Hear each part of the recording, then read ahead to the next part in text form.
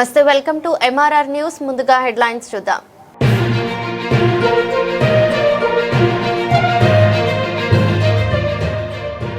పల్నాడు జిల్లా సత్తెనపల్లిలో మానవత్వం చాటుకున్న సత్తెనపల్లి రూరల్ సిఐ కిరణ్.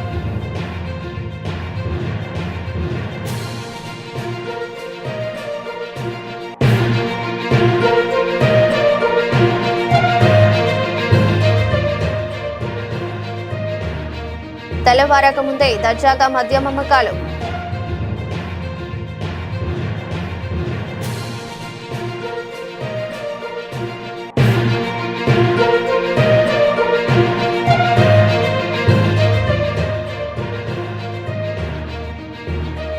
పశ్చిమ గోదావరి జిల్లా ఆకువీడు మండలం పెద్దపేటలో ఉద్రిక్తత.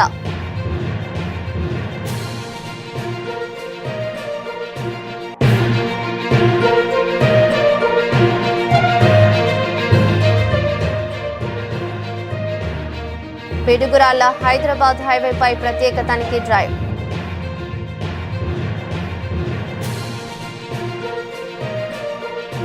పల్నాడు జిల్లాలో పిడుగురాళ్ల హైదరాబాద్ హైవేపై రవాణా శాఖ అధికారులు ప్రత్యేక తనిఖీ డ్రైవ్ నిర్వహించారు. ఈ తనిఖీల్లో జిల్లా transport officer Sanjeevarao, RTO Krishna, SI Vali పాల్గొన్నారు. ఈ సందర్భంగా హైవేపై ప్రయాణిస్తున్న ప్రతి వాహనాన్ని ఆపి ముఖ్యంగా ఎమర్జెన్సీ ఎగ్జిట్ సౌకర్యం ఉందా లేదా అనే అంశంపై క్షుణ్ణంగా పరిశీలించారు. ప్రయాణికుల భద్రతను దృష్టిలో ఉంచుకుని ఈ డ్రైవ్ నిర్వహిస్తున్నామని అధికారులు వెల్లడించారు. అలాగే రవాణా నియమాలను ఉల్లంఘించే వాహనాలపై కఠిన చర్యలు తప్పవని హెచ్చరించారు. భద్రతా ప్రమాణాలు పాటించని వాహనాలపై కేసులు నమోదు చేసి అవసరమైతే వాహనాలను సీజ్ చేసే అవకాశం ఉందని సూచించారు. నమస్తే అందరికీ. మీ అందరికీ తెలుసు, ఈ మధ్య 2 రోజుల క్రితం మార్కాపురంలో ఒక ప్రైవేట్ ట్రావెల్స్ బస్సు హైదరాబాద్ నుండి, జగిత్యాల నుండి వస్తూ కలిగిరి వెళ్తుంది. అది ఒక టిప్పర్ని ఢీకొనడం వల్ల 14 మంది సజీవ దహనం అయ్యారు. ఒక 27 ప్రాణాలతో బయట రక్షించబడ్డారు. ఆ సంఘటనని దృష్టిలో పెట్టుకుని మా రవాణా కమిషనర్ గారు, సీనియర్ పోలీస్ ఆఫీసర్ డీజీ గారు, మరి ఫైర్ డిపార్ట్మెంట్ హెడ్ వీళ్ళందరూ కూడా ఒక కంబైన్డ్ స్పెషల్ డ్రైవ్ అంటూ ఒక వారం రోజుల పాటు నిర్వహించమని చెప్పారు. దానిలో భాగంగా ప్రతి టోల్ ప్లాజా, ఇప్పుడు ఇక్కడ మన జిల్లాలో, పల్నాడు జిల్లాలో ఇక్కడ తుమ్మల చెరువు టోల్ ప్లాజా, మాచర్ల దగ్గర ఉన్న సాగర్ టోల్ ప్లాజా, ఈ 2 టోల్ ప్లాజాల దగ్గర పోలీస్ ఆఫీసర్స్, ఎస్ఐ గారు, మా ట్రాన్స్పోర్ట్ ఏఎంబీఐ గారు కానీ ఎంబీఐ గారు, తర్వాత ఫైర్ డిపార్ట్మెంట్ నుండి ఒక ఆఫీసర్, ఆర్టీసీ వాళ్ళ నుండి కూడా ఒక ఆఫీసర్, ఇట్లా ఒక గ్రూప్గా ఫామ్ అయ్యి స్పెషల్ డ్రైవ్ నిర్వహిస్తున్నాం. దీనిలో భాగంగా ఏంటంటే ప్రతి బస్సును కూడా క్షుణ్ణంగా చెక్ చేస్తున్నాం. అంటే ఏదో ఈ సంఘటన ఏదో జరిగింది కాబట్టి క్షుణ్ణంగా చెక్ చేయడం అనే కాదు, ఈ చెక్ చేయడం అన్నది మా డిపార్ట్మెంట్ ప్రతిరోజు చేసే పనే. వారానికి ఒకసారి స్పెషల్ డ్రైవ్ ఏదో ఒకటి నిర్వహిస్తూ ఉంటాము. తర్వాత ఈ చెకింగ్ అంటూ రెగ్యులర్గా చేస్తూనే ఉంటాము. ఇది ఏంటంటే ఈ స్పెషల్ డ్రైవ్లో కొంచెం ఇంకా ఇంటెన్సివ్గా చెక్ చేయడం జరుగుతుంది. దానికి ఎమర్జెన్సీ ఎగ్జిట్ ఉందా లేదా ఆ బస్సుకి, ఒకవేళ ఎమర్జెన్సీ ఎగ్జిట్ ఉన్నా ఆ ఎమర్జెన్సీ ఎగ్జిట్ ఆపరేషన్ ఫంక్షనల్గా ఉందా లేదా, లేకపోతే దానికి అడ్డంగా ఏదన్నా బర్త్ కానీ ఒక చైర్ కానీ వేశారా, అసలు కొన్నిటికైతే ఎమర్జెన్సీ ఎగ్జిటే ఉండదు, ఫైర్ ఎక్స్టింగ్విషర్స్ ఉన్నాయా లేదా. ఈ 2023 అక్టోబర్ తర్వాత తయారైన వెహికల్స్ అన్నిటికి కూడా ఇంజన్ కంపార్ట్మెంట్లో fire detection and suppression system ఉండాలి, FDSS అన్నది ఒకటి ఉండాలి. అది ఉందా లేదా, ఇవన్నీ కూడా మా ట్రాన్స్పోర్ట్ ఏఎంబీఐ, ఎంబీఐస్ మరియు పోలీసు, ఆర్టీసీ, ఫైర్ ఇవన్నీ కూడా తరోగా చెక్ చేస్తున్నాము. ఏదైనా గనక ఇర్రెగ్యులారిటీ కనుక ఉంటే వాటిని కేసు రూపంలో రాస్తున్నాము. నిన్న చెకింగ్లో ఒక బస్సు డ్రైవరు మద్యం తాగుతూ బస్సు నడుపుతున్నాడు. 245 వచ్చింది అతని BSC, అంటే బ్లడ్ ఆల్కహాల్ కాన్సన్ట్రేషన్ 245 వచ్చింది. మామూలుగా 30 వరకే ఉండాలి. సో ఆ డ్రైవర్ గారిని కూడా నిన్న అరెస్ట్ చేసి కోర్టుకు ప్రవేశపెడుతున్నారు. సో ఈ రకమైన ఈ స్పెషల్ డ్రైవ్ ఇక చాలా కంటిన్యూగా చేయాల్సి వస్తూ ఉంటుంది. ఎందుకంటే పైనుండి ఇన్స్ట్రక్షన్స్ అలా ఉన్నాయి. Thank you. గుంటూరు జిల్లా మంగళగిరిలో జై భీమరావు భారత్ పార్టీ అధ్యక్షుడు జడా శ్రావణ్ కుమార్ మీడియాతో మాట్లాడుతూ ఎస్సీ ఎస్టీ హోదాలో ఉన్నవారు క్రైస్తవ మతంలోకి మారితే రిజర్వేషన్లు కోల్పోతారా లేదా అనే అంశంపై సుప్రీంకోర్టులో సుదీర్ఘకాలంగా విచారణ జరుగుతోంది. ప్రస్తుతం మతం మారిన దళితులకు ఎస్సీ హోదా వర్తించదనేది 1950 నాటి రాజ్యాంగ ఉత్తర్వుల సారాంశం. దీనిపై సుప్రీంకోర్టు తీర్పుల విశ్లేషణ ఇక్కడ ఉంది. ప్రస్తుతం చట్టం హిందూ, సిక్కు లేదా బౌద్ధ మతాలను అనుసరిస్తున్న వారిని మాత్రమే షెడ్యూల్డ్ కులాలుగా పరిగణిస్తారు. క్రైస్తవం లేదా ఇస్లాం మతంలోకి మారిన దళితులకు ఈ రిజర్వేషన్లు వర్తించవన్నారు. సుప్రీంకోర్టుకి కూడా ఆ హక్కు తీసేసే హక్కు లేదు.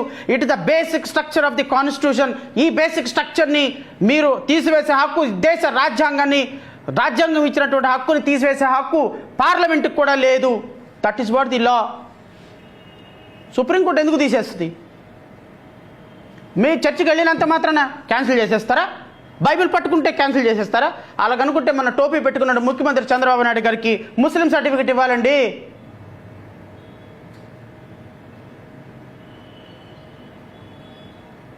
మీ మీడియా కొద్దిగా అర్థం చేసుకోవాలి. అటాక్ చేయటం కాదు మతాల మీద, సాంప్రదాయాల మీద. మీ యొక్క ఆర్ఎస్ఎస్ భావజాలం, మీ యొక్క బీజేపీ భావజాలం దేశంలో సిస్టమేటిక్గా, ప్లాన్డ్గా ప్రజల మనోభావాల మధ్య తీస్తే ఏమవుతుందో తెలుసా? ఈ దేశం మరో పాకిస్తాన్ అవుతుంది. గుర్తుపెట్టుకోండి. కులాలని, మతాలని, సాంప్రదాయాలని మీరు గౌరవించకుండా ఈ విధంగా సిస్టమేటిక్గా మీడియా దాడి, జ్యుడిషియరీ దాడి, రాజకీయపరమైన దాడి, ఆర్థికపరమైన దాడి చేస్తే ఈ దేశంలో మాకు అవసరమే లేదు, ఈ దేశం మా దేశం మాకు ఇచ్చాడని రేపు క్రిస్టియన్లు, ముస్లిమ్స్ అడిగితే ఈ దేశం యొక్క ఔన్నత్యం ఏమవుతుందో ఒకసారి ఆలోచించుకోండి. ఈ విధంగానే మీరు ఈ మతాన్ని ఈ విధంగా ప్రాపగేట్ చేసుకుంటూ వెళ్తూ ఉంటే ఒకనాటికి ఈ దేశం మాది కాదనే ఫీలింగ్ మాకు వచ్చింది, ఇంకొకరికి వచ్చింది అంటే, క్రిస్టియన్లకు వచ్చిందంటే, ముస్లిమ్స్కి వచ్చిందంటే ఈ దేశ రాజ్యాంగ వ్యవస్థ ఏమవుద్దో ఒకసారి ఆలోచించుకోండి. హైకోర్టు ఏం చెప్పింది? హైకోర్టు చెప్పింది అదే. The SC/ST Act is a protective legislative introduced for prevention of atrocities against member of scheduled caste and scheduled tribes. In the present case, the second respondent has misused the protective legislation through he is not entitled to invoke the provisions of the Act. The second respondent had voluntarily converted into Christianity and was admittedly working as a pastor. అరే, ఒక క్రిస్టియానిటీలోకి convert అయినటువంటి case ఇది సుప్రీంకోర్టుకి వెళ్ళింది. ఏం చెప్పింది supreme court? అది కూడా చెప్తా. సుప్రీంకోర్టు ఏం చెప్పిందో. ఎవరైతే సుప్రీంకోర్టు జడ్జిమెంట్ ప్రకారం ఒక వ్యక్తి కన్వర్ట్ అయినాడు, కన్వర్ట్ అయిన వ్యక్తికి వర్తించదు. అది మీరు చెప్పేది ఏంది, నేను చెప్పేది ఏంది, సుప్రీంకోర్టు చెప్పేది ఏందా? రాజ్యాంగమే చెప్తుంది. కొత్తగా మీరేం కనిపెట్టిందేం లేదు, కొత్తగా ఈయనేమని కనిపెట్టిందేం లేదు. ఈయన కన్వర్ట్ అయినాడు. ఇక్కడ మీరు ఆలోచించాల్సింది, రాష్ట్ర ప్రజలు ఆలోచించాల్సింది. పశ్చిమ గోదావరి జిల్లా ఆకువీడు మండలం పెద్దపేటలో ఉద్రిక్తత నెలకొంది. శిథిలావస్థకు చేరిన రామాలయంలో శ్రీరామనవమి సందర్భంగా పూజలు నిర్వహించేందుకు డిప్యూటీ స్పీకర్ రఘురామకృష్ణంరాజు వెళ్లారు. ఆయన రాకను వ్యతిరేకిస్తూ దళిత సంఘాలు ఆందోళనకు దిగాయి. శిథిలావస్థకు చేరిన ఆలయం స్థానంలో నూతన గుడిని కట్టిస్తామని రఘురామ ఇటీవల ప్రకటించారు. అయితే ఆ ప్రాంతంలో గుడి నిర్మించవద్దని, గొంతనమ్మ ఆలయం కట్టాలని దళిత సంఘాలు కోరుతున్నాయి. ఈ నేపథ్యంలో కొందరు శ్రీరామనవమి వేళ పూజలో కూర్చున్న రఘురామను అడ్డుకునే ప్రయత్నం చేశారు. పోలీసుల సహకారంతో గుడి లోపలికి వెళ్లి పూజలు చేసిన తర్వాత రఘురామ వెళ్లిపోయారు. అనంతరం రామాలయం కట్టాలంటున్న వారు వ్యతిరేకిస్తున్న దళిత వర్గాలు పరస్పరం రాళ్లు రువ్వుకుని దాడులు చేసుకున్నారు. పోలీసులు వారిని అదుపు చేశారు.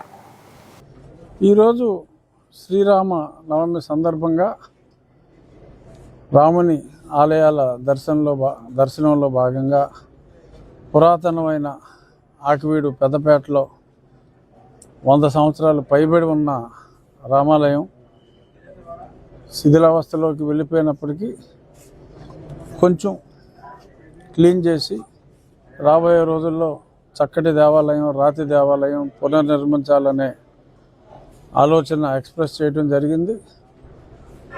ప్రతి రామనవమికి శిథిలమైనప్పటికీ కూడా అక్కడ రామనవమి రోజు అక్కడున్న ప్రజలు పానకం, వడపప్పు పంచటం, పూజలు చేయటం శిథిలమైనప్పటికీ కూడా ఈరోజు జరుగుతుంది. అందులో భాగంగా మరి నేను ఈరోజు ఆ దేవాలయానికి కూడా వెళ్ళటం జరిగింది. ముందే వారికి తెలుసుకొని బయట నుంచి కూడా కొన్ని శక్తులు అక్కడికి వచ్చి కత్తులు, చాకులు, మేకులు, ఇదొక చెక్కలకి మేకులతోటి రెడీగా ఉండి అటాక్ చేయడానికి ఇటువంటివన్నీ కూడా రెడీ చేసుకుని మహిళలు కూడా బొట్టు లేకుండా మహిళలు అక్కడ ఉన్నారు. అంతా రెడీగా వాళ్ళని మోటివేట్ చేసి బయట వాళ్ళు కూడా వచ్చి లోకల్ వాళ్ళు ఉన్నారు, బయట వాళ్ళు ఉన్నారు. నేను దేవాలయంలోకి వెళ్ళి రాముల వారికి దండ వేసే ప్రయత్నం చేస్తూ ఉంటే అక్కడ మహిళలు, పొట్టులేని మహిళలే, దండ వేయడానికి వీలు లేదు, రాముడికి దండ వెయ్యము అనే కండిషన్ మీదే మేము పర్మిషన్ ఇచ్చాము రావటానికి. మరి వాళ్ళ పర్మిషన్ ఇవ్వటం ఏంటో నాకు అర్థం కాదు. రామాలయం ఎప్పటి నుంచో ఉంది, లోపల రాముడి విగ్రహాలు ఉన్నాయి. అయినప్పటికీ మరి శ్రీరామనవమి రోజు శ్రీరాముల వారి దేవాలయంలో శ్రీరాముల వారికి దండ వేయటానికి మరి అన్యమతస్థులు పర్మిషన్ ఇస్తే కానీ వేయలేని దుస్థితిలో ఉన్నామా అని ఒక క్షణం నేను బాధపడి నేను రాముల వారికి దండ వేయటం జరిగింది. వాళ్ళు కూడా ప్రారంభించారు. నేను బయటికి కారు ఎక్కేటప్పుడే కారు మీద కూడా కొంత దాడి జరిగింది. గీతలు పెట్టారు, దడ అద్దాలు కొట్టారు. కానీ గట్టి అద్దాల మూలన బుల్లెట్ ప్రూఫ్ కాకపోయినప్పటికీ కొంచెం డిఫరెంట్ అద్దాల వలన అద్దం పగలలేదు. బయలుదేరిన మరుక్షణం వాళ్ళు పల్నాడు జిల్లా ఎస్పీ బి కృష్ణారావు ఆదేశాల మేరకు ఈరోజు ఉదయం Narasaraopet sub division Chilakaluripet police station పరిధిలోని వేలూరు గ్రామంలో Narasaraopet sub division incharge DSP M Hanumantharao పర్యవేక్షణలో శాంతి భద్రతల పరిరక్షణ చర్యల్లో భాగంగా సంఘ వ్యతిరేక శక్తులు, అసాంఘిక కార్యకలాపాలకు పాల్పడే వ్యక్తులు, సామాన్య ప్రజలకు ఇబ్బందులకు గురిచేసే వారిని గుర్తించి ప్రజలకు మేమున్నాము అని భరోసా కల్పిస్తూ కార్డన్ సర్చ్ నిర్వహించారు. ఈ కార్డన్ సర్చ్ కార్యక్రమం నందు పోలీసు అధికారులను మరియు సిబ్బందిని బృందాలుగా విభజించి రౌడీ షీటర్లు, ట్రబుల్ మాంగర్స్, పాత కేసులలోని నిందితులపై ప్రత్యేక నిఘా, ఇల్లు పరిసర ప్రాంతాలలో విస్తృత తనిఖీలు చేపట్టారు. వేలూరు గ్రామంలో కార్డన్ సర్చ్ కార్యక్రమంలో నరసరావుపేట ఇన్ఛార్జి డీఎస్పీ ఎం హనుమంతరావుతో పాటు చిలకలూరిపేట పట్న CI Ramesh, Vinukonda rural CI Brahmayya, Narasaraopet 1వ పట్న సిఐ ఎస్కేటి ఫిరోజ్, నరసరావుపేట 2వ పట్న CI Prabhakar, Narasaraopet rural circle CI MV Subbarao, Chilakaluripet rural SI G Anil Kumar, ఎస్ఐలు మరియు పోలీస్ సిబ్బంది పాల్గొన్నారు. ఈరోజు పల్నాడు జిల్లా ఎస్పీ గారి ఉత్తర్వుల మేరకు నరసరావుపేట సబ్ డివిజన్ పరిధిలో చిల్లూరుపేట రూరల్ సర్కిల్ పరిధిలో ఉన్నటువంటి వేలూరు అనేటువంటి ఈ విలేజ్లో సబ్ డివిజన్ సిబ్బంది అంతా ఆఫీసర్స్ నన్ను ఒక 100 మందితోటి కార్డన్ సర్చ్ ఆపరేషన్ చేయడం జరిగింది. ప్రతి ఇల్లు క్షుణ్ణంగా తనిఖీ చేయడం జరిగింది. అందులో భాగంగా సుమారు రికార్డ్లెస్ వెహికల్స్ 21 వెహికల్స్ రికార్డ్లెస్ వెహికల్స్, అలాగే కింద కనిపిస్తున్నటువంటి గడ్డపార పురుగులు, పొరుగులు, కత్తి, గొడ్డలు కొన్ని సీజ్ చేయడం జరిగింది. ముఖ్యంగా ప్రతి ఊర్లో కూడా ఈ రికార్డ్లెస్ వెహికల్స్, దొంగ వెహికల్స్ ఉంటున్నాయి బాగా. వాటన్నింటినీ కూడా సీజ్ చేసుకొని పెట్టడం జరుగుతుంది. ఎవరు కూడా అట్లా వాడటం వల్ల అంతవరకు పర్లేదు, వాళ్ళ దగ్గర నుంచి వేరే వాళ్ళు తీసుకెళ్ళి దొంగతనాలు చేస్తున్నారు, రకరకాల వాటికి వాడుతున్నారు. సో అందుకని ఏమాత్రం రికార్డు లేకపోతే వెహికల్స్ సీజ్ చేయబడింది. ఒకటి. రెండోది, ప్రతి 2 వీలర్ వాడేటువంటి ప్రతి వ్యక్తి కూడా ఖచ్చితంగా హెల్మెట్ పెట్టుకోవాలి అని ఈ సందర్భంగా మీ తరఫున చెప్తున్నాం. అదేవిధంగా ఊళ్ళో ప్రజలందరూ కూడా మీ ద్వారా తెలియజేసేది ఏంటంటే ఏదైనా సాంఘిక కార్యక్రమాలు కానీ, అలాగే ముఖ్యంగా గంజాయి బాగా వాడుతున్నారు, పిల్లలకి దొరుకుతూ ఉంది. అది దొరకకుండా మ్యాక్సిమం ట్రై చేస్తున్నాము, మేము అందరినీ అరెస్ట్ చేస్తున్నాము. వాడినా, తాగినా, అమ్మినా, ఉంచుకున్నా అది నేరమే. కాలేజీ పిల్లలకు బాగా అనువుగా ఇస్తున్నారు. వాళ్ళందరినీ మధ్య అరెస్ట్ చేయడం జరిగింది. చిన్నపల్లిలో దాదాపు 30 మంది అరెస్ట్ చేస్తున్నారు. 14 మంది ఇంజనీరింగ్ పిల్లలు ఉన్నారు.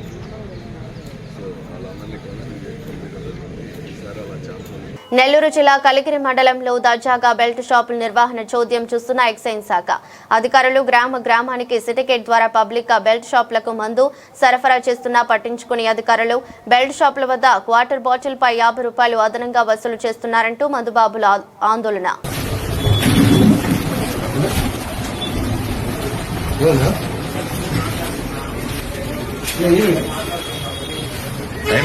ఎవరమ్మన్నారు ఈ టైంలో?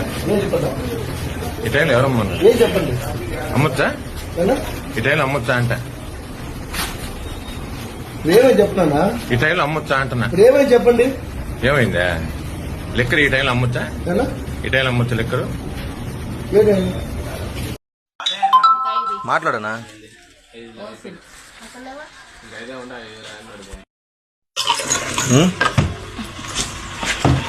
పల్నాడు జిల్లా సత్తెనపల్లిలో మానవత్వం చాటుకున్న Sattenapalli rural CI Kiran road ప్రమాదంలో గాయపడ్డ బాలుని పోలీసు వాహనంలో ఆసుపత్రికి తరలించారు. బెల్లంకొండ మండలం అనుపాలెం వద్ద బోల్తాబడ్డ ఆటో తీవ్రంగా గాయపడ్డ బాలుడు 10వ తరగతి పరీక్షలు ముగించుకుని అటుగా వెళ్తున్న విద్యార్థులు బాలుని బయటకు తీసి సహాయక చర్యలు చేపట్టారు. ఈ క్రమంలో అటువైపుగా వస్తున్న సత్తెనపల్లి రూరల్ సీఐ కిరణ్ హుటాహుటిన సంఘటన ప్రాంతానికి వచ్చి చెల్లించిపోయారు. పోలీసు వాహనంలో సత్తెనపల్లి ప్రభుత్వ ఆసుపత్రికి తరలించి బాలుడు బంధువులకు సమాచారం అందించిన సత్తెనపల్లి రూరల్ సీఐ కిరణ్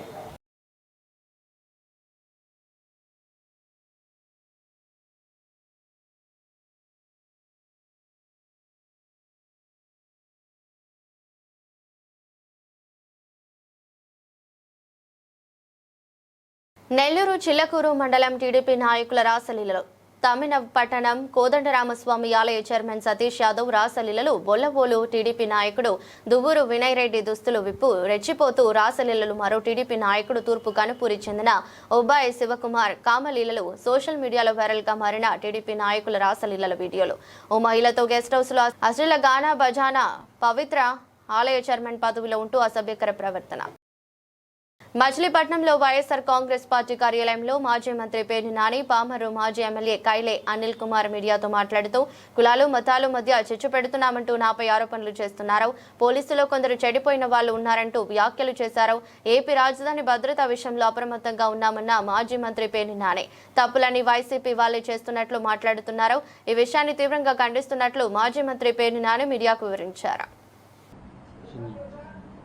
జుజ్జువరపు చిన్ని, వారి శ్రీమతి ఆరోగ్యం, అలాగే వారి అమ్మాయి సుప్రియ, వారి అబ్బాయి తేజ, వీరి నలుగురి యొక్క విషయాల్లో జుజ్జువరపు సుప్రియ అనే యొక్క చదువుకునేటువంటి ఆడపిల్లని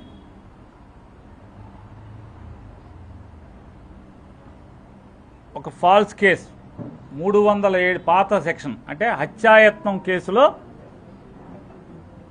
రిమాండ్లో ఉంచితే జైలుకి వెళ్ళి పామరు మాజీ శాసనసభ్యులు కైలే అనిల్ కుమార్ గారు, నేను, అలాగే ఆ జుజ్జువరపు సుప్రియ గారు అయినటువంటి వారి తండ్రి జుజ్జువరపు చిన్ని ముగ్గురం కలిసి జైల్లో పరామర్శించి ఆ అమ్మాయిని ఏం జరిగిందని విచారణ చేసుకున్నాం. ఏం జరిగిందని విచారణ చేసుకుంటే ఆ అమ్మాయి ఏం చెప్పిందో లేదా బయట తల్లిదండ్రులు, ఆ రోజు తల్లిదండ్రులు కానీ ఆ తేజ కానీ ఆ సంఘటనలో ఉన్నటువంటి వారిని విచారించి మొత్తం అందరూ చెప్పిన దాని మీద దాంట్లో వాస్తవాలు ఏం కనపడి నేను మీడియాతో మాట్లాడాను. మీడియాతో మాట్లాడితే సాయంత్రం 4 గంటలకి నేను పామరు సిఐ సుభాకర్ గారు, పామరు ఎస్ఐ భాస్కర్ గారు ఎలా బిహేవ్ చేశారు, తర్వాత కోటేశ్వరమ్మ గారు అనేటువంటి ఒక హోంగార్డ్ గారిని సిఐ గారు ఆ అమ్మాయిని పట్టుకోమని చెప్తే, సుప్రియాని పట్టుకుని ఈడ్చుకురమ్మని చెప్తే ఆ అమ్మాయి హోంగార్డ్ గారు ఎలా ఆ అమ్మాయిని పట్టుకున్నారు అని చెప్పాను. చెప్పి ఎస్పీ గారికి కూడా నేను రిక్వెస్ట్ చేశాను, అయ్యా మీ నాయకత్వంలో మీరు సెలవులో ఉన్నట్టున్నారు, పాత్రికేయ మిత్రులందరికీ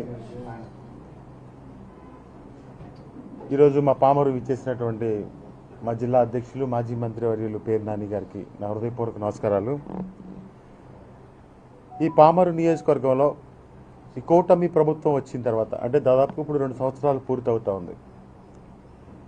ఎప్పుడు లేని విధంగా దాదాపు ఒక 20 సంవత్సరాలు వెనక్కి వెళ్తే ఈ పామరు చరిత్రలో ఎప్పుడు లేనటువంటి సంఘటనలన్నీ కూడా జరుగుతూ ఉన్నాయి. మరి ఈ సంఘటనలు ఎందుకు జరుగుతున్నాయి, గతంలో ఎందుకు జరగట్లేదు అనేది ఒకసారి మీరందరూ కూడా పాత్రికేయ సోదరులందరూ కూడా ఆలోచించండి. ఇక్కడ శాసనసభ్యుడు ఎమ్మెల్యే అవటమే గొల్వేపల్లి వెళ్ళాడు. గొల్వేపల్లి వెళ్ళి మీకు ఓటేసాం, నేను నిన్ను ఒకసారి మా ఇంటికి రా అంటే అతనేదో ఎదిరించినట్టు లేకపోతే ఇంకోటో చనువుగా మాట్లాడతారు కాబట్టి తీసుకొచ్చి పోలీస్ స్టేషన్లో పట్టుకుని చిత కొట్టేశారు గొల్వేపల్లిలో. దానికి ఏమన్నా బలి చేశారు, ఈ సిఐ గారు అప్పుడు ఉన్నటువంటి ఎస్ఐ గారిని తీసుకెళ్ళి ట్రాన్స్ఫర్ చేశారు. ఎవరినైనా కొడితే డబ్బులు వస్తాయి, లేకపోతే కొడితే ఒక భయం వచ్చి డబ్బులు ఇచ్చేస్తారు నాకు అనేది పోలీసులు ఫస్ట్ ఆఫ్ ఆల్ వాళ్ళ యొక్క మనస్తత్వాన్ని పూర్తిగా మార్చుకుంటే ఈ ప్రాంతం చాలా బాగుంటుంది అనేది నా ఉద్దేశం. ప్రతిరోజు ప్యాకెట్లు మీ అందరికీ ఈ ప్రాంతంలో ప్రజలందరికీ దాదాపుగా అసలు ఏమీ రాజకీయాల గురించి కానీ ఏమీ పట్టించుకోని వాళ్ళందరికీ ఏ ఊర్లో ఎక్కడ పేకాట జరుగుతుందో తెలీదా? సరే, పేకాట ఏదో సరదాగా ఆడుకుంటారు, ఈ పేకాట ఏదో మేము వ్యతిరేకం లేకపోతే ఇట్లా మాట్లాడడం కాదు. పేకాట ఆడటం అంటే పొద్దున్నుంచి సాయంత్రం వరకు కష్టపడిన డబ్బులు తీసుకెళ్ళి అక్కడ పుస్తులు తాకట్టు పెట్టి ఇంకోటి తాకట్టు పెట్టి తీసుకెళ్ళి ఆ ప్యాకెట్లో డబ్బులు నాశనం చేసి గ్రామీణ ప్రాంతంలో వ్యవసాయం చేసుకునే వాళ్ళు, వ్యవసాయ కూలీలు, వీళ్ళందరూ డబ్బులు ఏ విధంగా దోచుకుంటా ఉన్నారు మీరు? అదేమనంటే పోలీసులు వెళ్ళి ఒక్కొక్క ఊరెళ్ళి కోసూరు ఉంది, కోసూరు వెళ్ళి రోజుకు 30,000 40,000 వసూలు చేసి పైన వాళ్ళకి ఇవ్వాలి, ఎమ్మెల్యే గారికి ఇవ్వాలి, ఎమ్మెల్యే గారు బంట్రోత్తు గణేష్ ద్వారా పంపించాలి.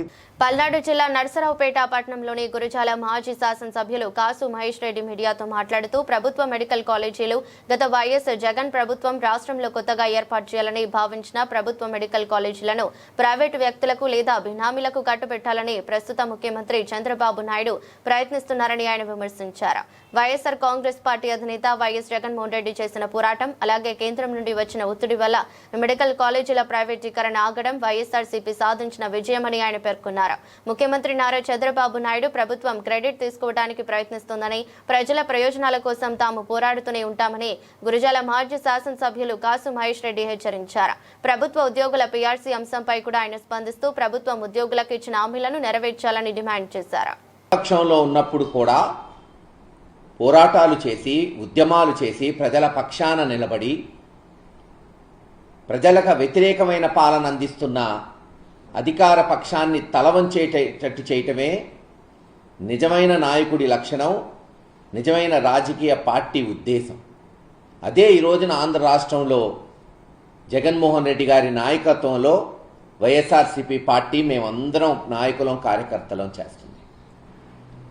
2019 నుంచి 24 దాకా ఆంధ్ర రాష్ట్రంలోని అనేక వెనుకబడిన ప్రాంతాలు పల్నాడుతో పాటు విద్య వైద్యం ఉచితంగా అందించాలి, జాతీయ అంతర్జాతీయ ప్రమాణాలు తగినట్లుగా ఇక్కడ విద్య వైద్య సేవలు అందించాలని జగన్మోహన్ రెడ్డి గారు 17 మెడికల్ కాలేజీలకి నాంది పలికి కొన్ని పూర్తి చేశారు, కొన్ని 80-90% పూర్తయినాయి, కొన్ని 40-50% పూర్తవటం జరిగింది. ఈ లోపల ఎన్నికలు రావటం, దురదృష్టంగా చంద్రబాబు నాయుడు గారు ముఖ్యమంత్రి అవ్వటం జరిగింది. ఏం చేశాడు చంద్రబాబు నాయుడు గారు వచ్చిన వెంటనే? ఈ కాలేజీలన్నీ ఆయన చెంచాగాళ్ళకి లంచాలు తీసుకొని అమ్ముకోవడానికి ప్రయత్నం చేశాడు. అందరం చూసాం ఆంధ్ర రాష్ట్రంలో. ప్రజా సంఘాలు కేవలం వైఎస్ఆర్సీపీ పార్టీయే కాదు, ఆంధ్ర రాష్ట్రంలోని మేధావులు, ప్రజా సంఘాలు, చివరికి ఆయనకు అనుకూలమైన కొన్ని పార్టీలు కూడా దాన్ని విమర్శించాయి. విద్యా వైద్యం ప్రభుత్వ చేతిలో ఉండాలి, కనీసం 50-60% ఉంటేనే దానికి మరి న్యాయం జరుగుతుంది అని ఘోషిస్తే, అంతేకాదు జగన్మోహన్ రెడ్డి గారి నాయకత్వంలో మేము 1 కోటి సంతకాలు తీసుకొని ప్రజా ఉద్యమం చేపట్టడమే కాకుండా ఎవరైనా సరే లంచాలు ఇచ్చి మెడికల్ కాలేజీ ఈరోజు పొందితే రేపు ఖచ్చితంగా వైఎస్ఆర్సీపీ ప్రభుత్వం వచ్చిన వెంటనే వీటిని వెనక్కి తీసుకుంటాం ఆ లంచాలు ఇచ్చిన వాళ్ళని బొక్కలో వేస్తామంటే ఎవ్వరూ ముందుకు రాలా వీటిని ప్రైవేట్ చేయడానికి.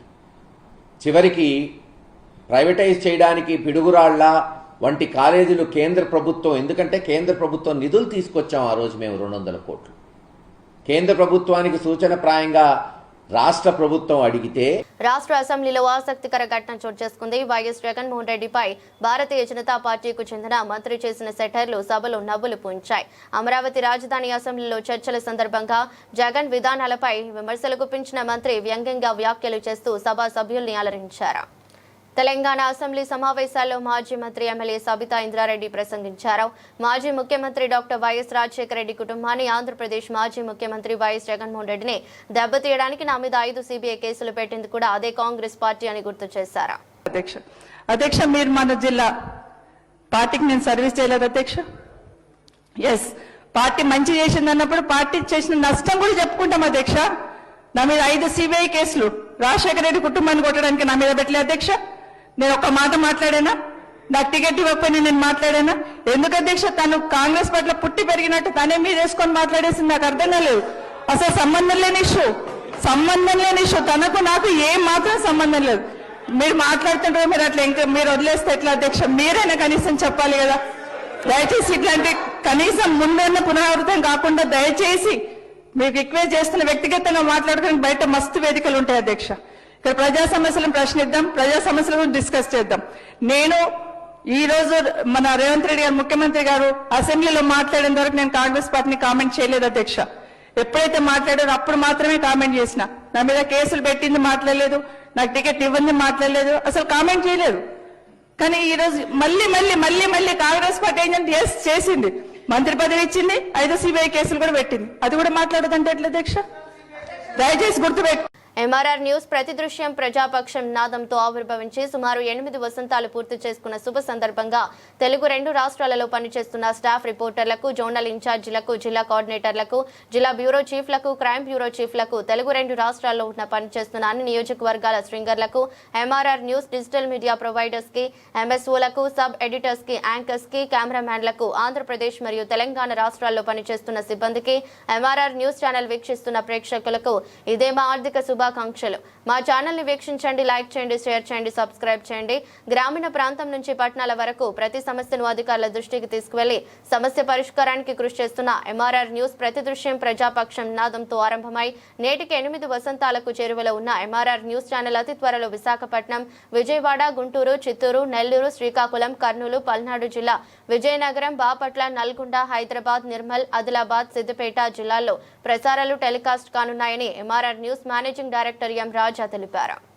వార్తలు ముగించే ముందు మరోసారి హెడ్లైన్స్.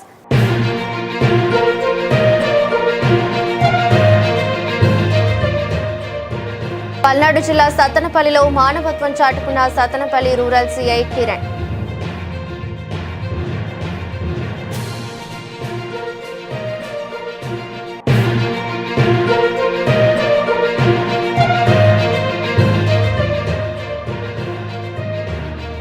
తెల్లవారక ముందే దర్జాగా మద్యం అమ్మకాలు.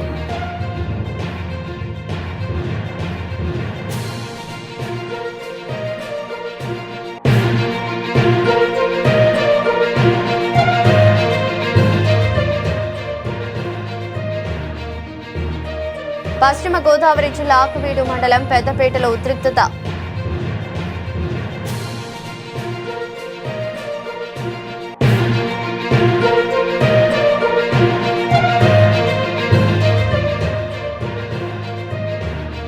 పిడుగురాళ్ల హైదరాబాద్ హైవేపై ప్రత్యేక తనిఖీ డ్రైవ్.